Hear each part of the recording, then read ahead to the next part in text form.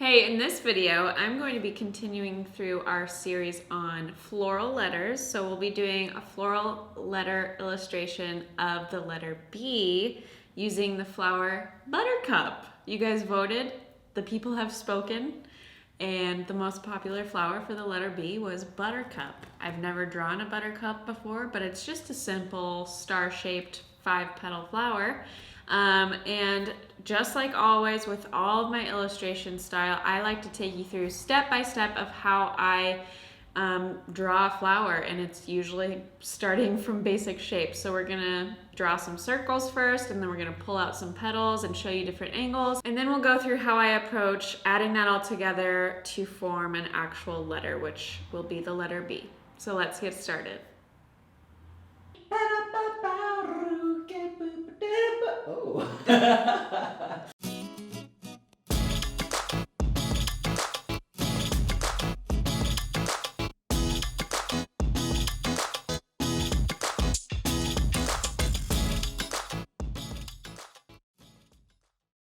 All right, so as always, supplies are linked below in the description. I am using my Layout Bond semi-transparent paper because with these floral letters, I like to print out either a sans serif like this letter B or a serif B, depending on my flavor, on my mood, and trace over it. So ain't no use in, sitting there penciling out your shape for the letter B when you can just print it out and trace over it. You know what I'm saying? So I'm gonna do that. Obviously, do it your own way if you prefer the other way. So I have out a sheet of paper from my Layout Bond pad. And before I even get to the letter B, I am going to show you how I would actually draw this flower in a few different perspectives so that you can practice it on your own if you're not comfortable with this type of illustration style. It's not very complicated. A lot of people like to overanalyze or overthink how to illustrate florals, but we're going to keep it really basic with this tutorial. We're not going super detailed and realistic with it, but it is going to look really detailed and dense once we add it into the B with stems and leaves and whatnot. It makes it feel really detailed and complicated when it's really not that complicated. So to start, I'm going to put my B off to the side. Bye B. And grab my pencil. Like I said, all my supplies are linked in the description below. I have this Sumo Grip Sakura pencil, and just a Pentel eraser works fine, but this is a Royal Langnickel? No idea. I don't even know where I got this. Anyway, it's just your typical drawing eraser. Something that's not going to mark up your paper.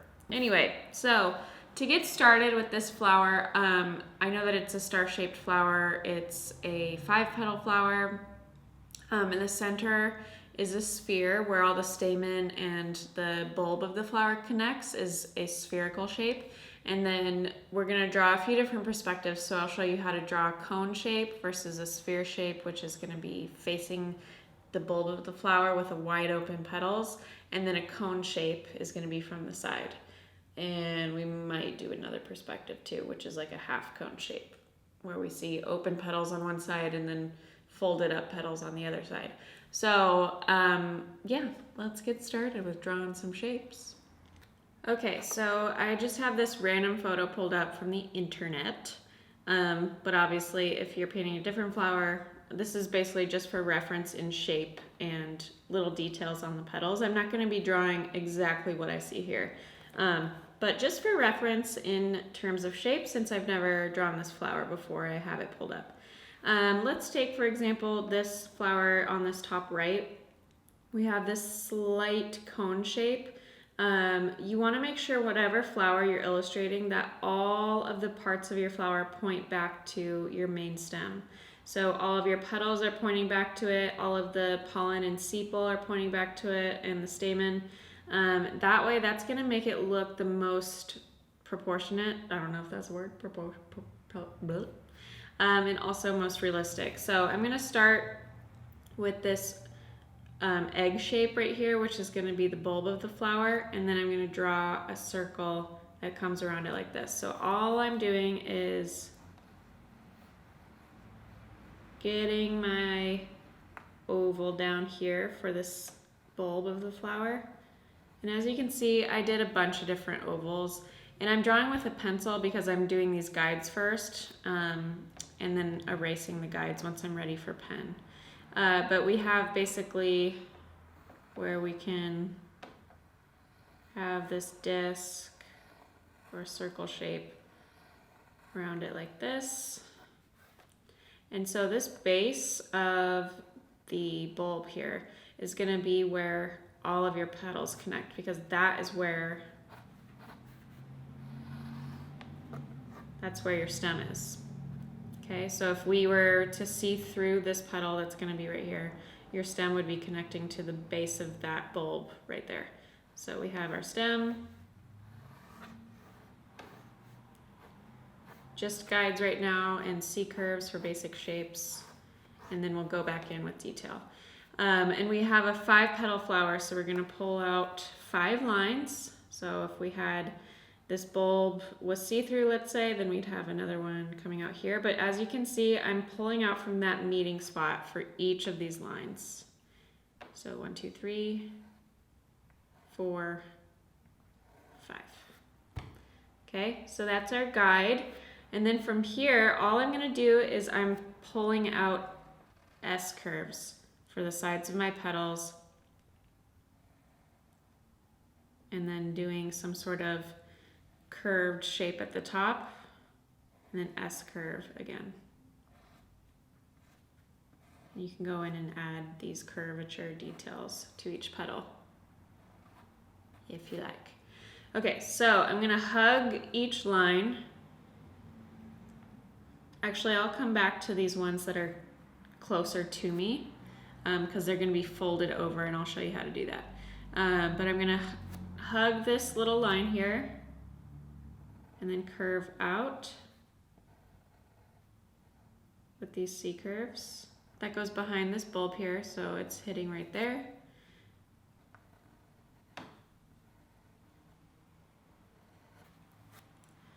Another petal. Actually, I want that wider.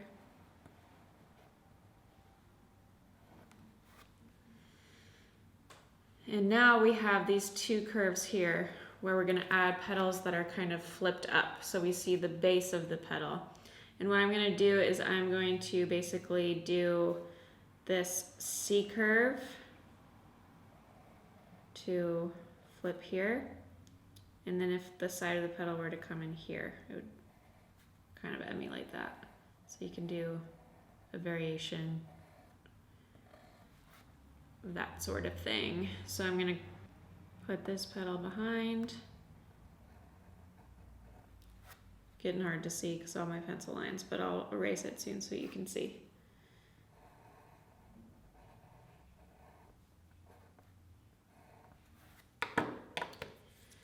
So basically, again, I'm drawing darker than I normally would so you can see it on camera, but then after you're done with your guides, you can go ahead and only leave the actual flower, the bulb, the petals.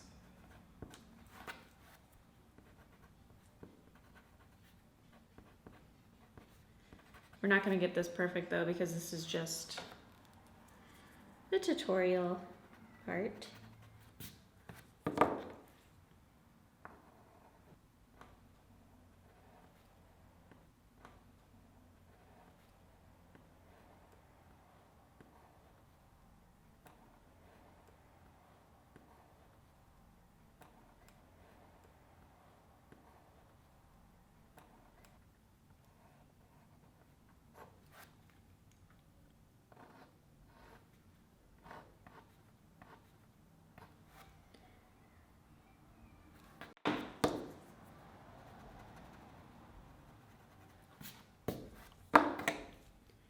And then for your petal details, all I'm doing is pulling out C curves.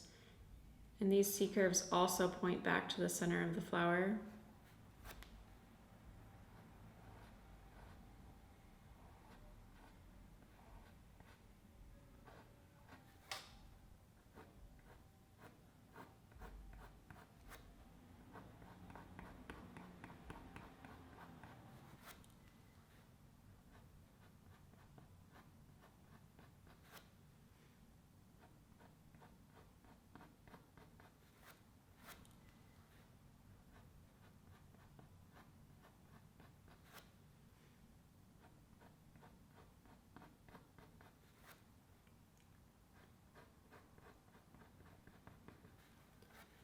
And then we have our bulb with stamen that we need to add. So I'm just going to kind of bring in these loop type spiky sepals to form around that cone or that oval.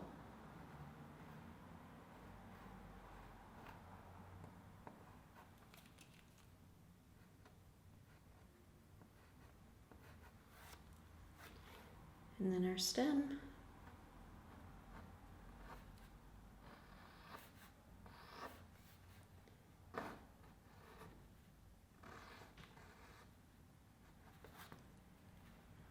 There you have it. So there's one perspective. Let's do another one that's even more covered. So we are basically seeing the tops of these petals, but they're up here. So again, I'm going to start with, let's have it pointing this direction. I'm going to have my oval. And we'll do it a bit higher. So here's the top of our petal shape.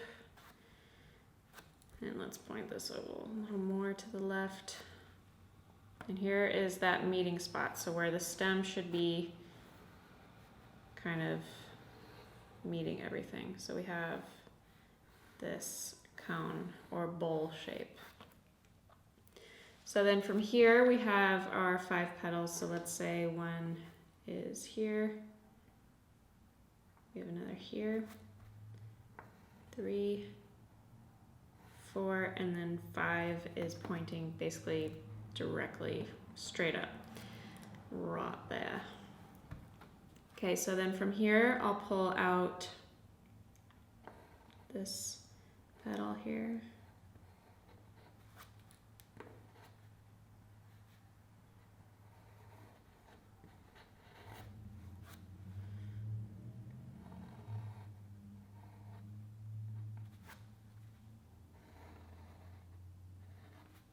So for these petals on the side, I just did a simple C-curve and then dipped out. And you can also show a fold on the side of that petal if you wanted to. And then we have this front petal. So we wouldn't be seeing the bottom of the bulb here. And obviously the other guides, so we can take those off.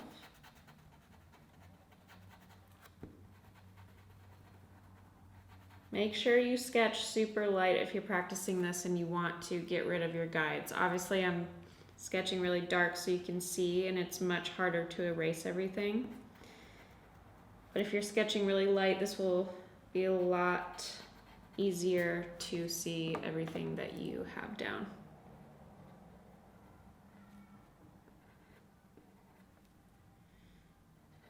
And then we can clean up some edges. Add in our detail.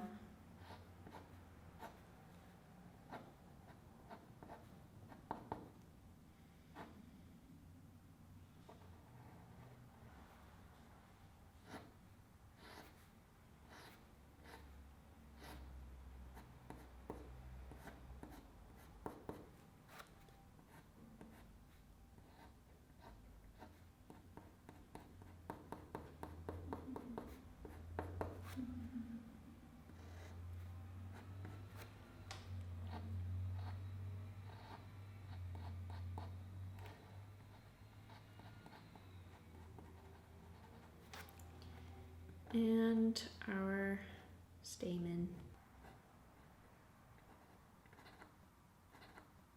And then we have our stem.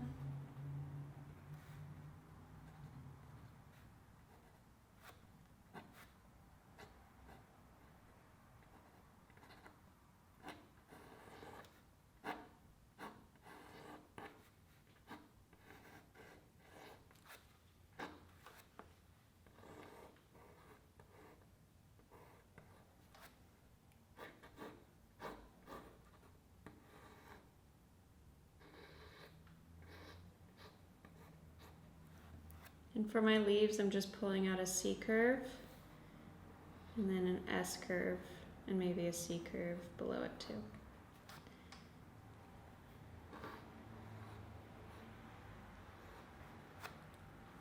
like so.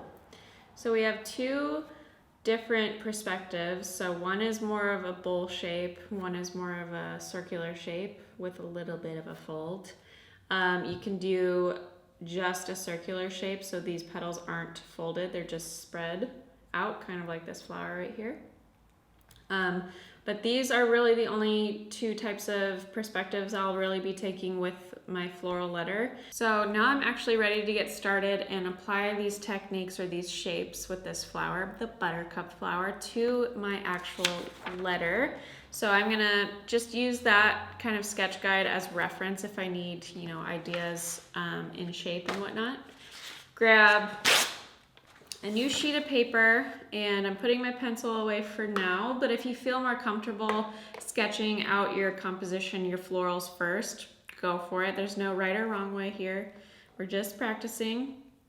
And I am probably going to use my size 03 tip for my micron pen. So again, all my supplies are linked below in the description. If you don't have these micron pens, I highly recommend them.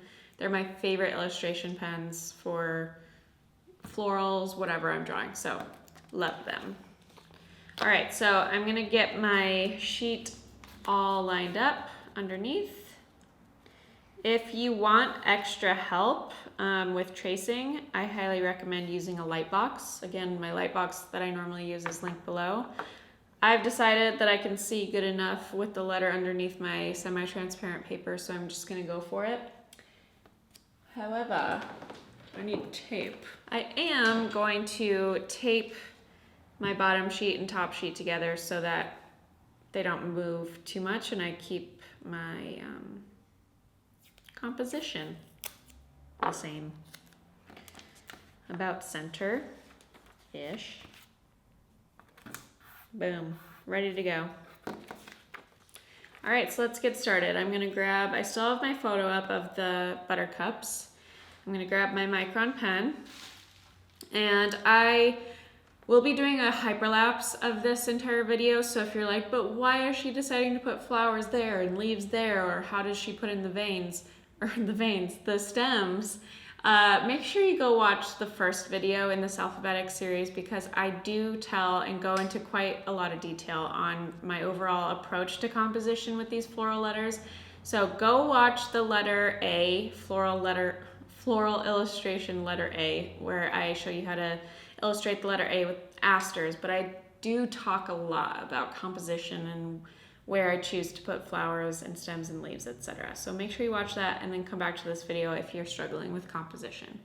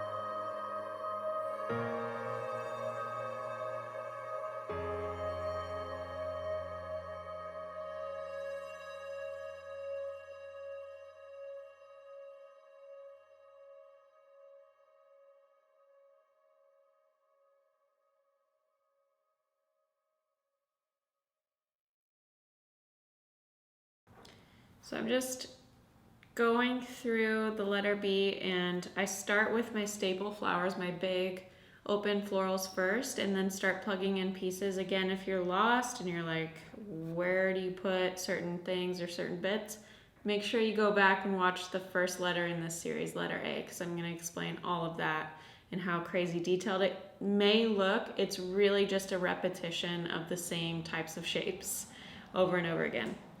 Even areas where you think like, oh, I really wish I didn't do that petal like that, or that flower looks weird, I keep going because the overwhelming amount of detail that goes into these flowers usually distracts from any sort of little blip or mistake that you might have made. So like even this floral down here at the bottom right, I didn't like how I did it at first, but because of all the overwhelming detail that goes into this letter, it just makes it look really dense and really overgrown, so you're not distracted by something that you might have done wrong. So don't overthink it too much, and don't mess with certain areas for too long. Continue to take steps back, and just plugging in those stems on stems on stems, and leaves will take up big chunks of area too, so you don't feel like you have to go and take 3 hours to do this piece. I think this took me about 20 minutes, 30 minutes, something like that. So have fun with it. Make sure you go back and watch the letter A and tag me in your process if you're going to post on social media. I would love to see your work, so make sure you tag me so I can like it and share it and see you practicing through my YouTube video. Thank you so much for watching this video. Please let me know you liked it by hitting that like button and commenting below if you have any questions that you want answered from me or whatever it might be. Make sure you leave it in the comments below, and then subscribe. I know you hear this a lot, but subscribing does a great deal for us. It helps us continue to make these videos, and you get notified when we come out with a new video, so that's pretty cool. You will never miss a tutorial from me. So make sure you like, comment, and subscribe, and then I have some goodies for you. In the description below, I have a free guide for how to turn your black and white illustrations into vector art. So if you're a designer or you've been wanting to tinker around in Illustrator and use your own illustrations for work on stationery, greeting cards, logos, whatever it might be, I have a free guide that you can download that will show you the exact steps I use for my scanner and for turning my black and white illustrations into vector art. So make sure you check that out. It's pretty freaking awesome. What else do we got going on here these days? Oh, and I get this question a lot about if I turn my watercolor into vector. The answer is no. So if you are wanting to learn how to digitize your watercolor, we'll have a class separately in our watercolor videos coming out. But for black and white illustrations, I turn them into vector, not for watercolor. So this guide is for black and white illustrations only, like pen and ink drawings like this, or calligraphy lettering that's just with black ink. So check it out. Again, subscribe, like, and comment, and we'll see you in the next video.